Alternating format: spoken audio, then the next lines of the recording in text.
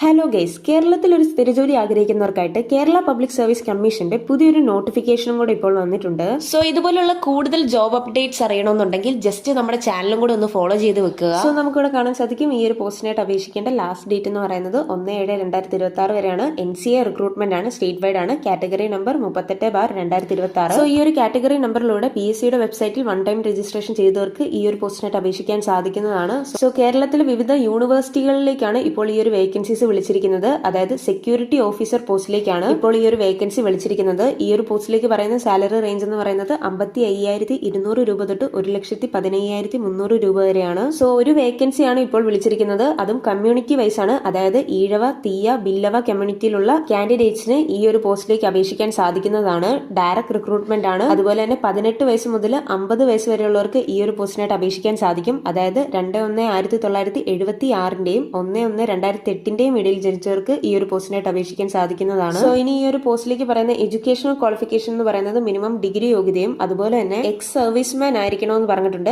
അതായത് എയർഫോഴ്സിലോ നേവിയിലോ ക്യാപ്റ്റൻ റാങ്കിലുള്ള അല്ലെങ്കിൽ അതിനോടനുബന്ധിച്ചുള്ള വേറെ ഏതെങ്കിലും റാങ്കുള്ള കാൻഡിഡേറ്റ്സിന് ഈ ഒരു പോസ്റ്റിനായിട്ട് അപേക്ഷിക്കാൻ സാധിക്കുന്നതാണ്. സോ ഈ ഒരു നോട്ടിഫിക്കേഷന്റെ ഡീറ്റെയിൽഡ് ആയിട്ടുള്ള PDF-ന്റെ ലിങ്ക് ഞാൻ താഴെ ഡിസ്ക്രിപ്ഷൻ ബോക്സിൽ ടാഗ് ചെയ്യുന്നുണ്ട്. സോ വീഡിയോ ഇഷ്ടപ്പെട്ടു കഴിഞ്ഞാൽ ലൈക്ക് ചെയ്യാനും സബ്സ്ക്രൈബ് ചെയ്യാനും അതുപോലെ തന്നെ നിങ്ങളുടെ സുഹൃത്തുക്കളിലേക്ക് ഈ ഒരു വീഡിയോ ഷെയർ ചെയ്യാനും മറക്കല്ല. So thanks for watching this video.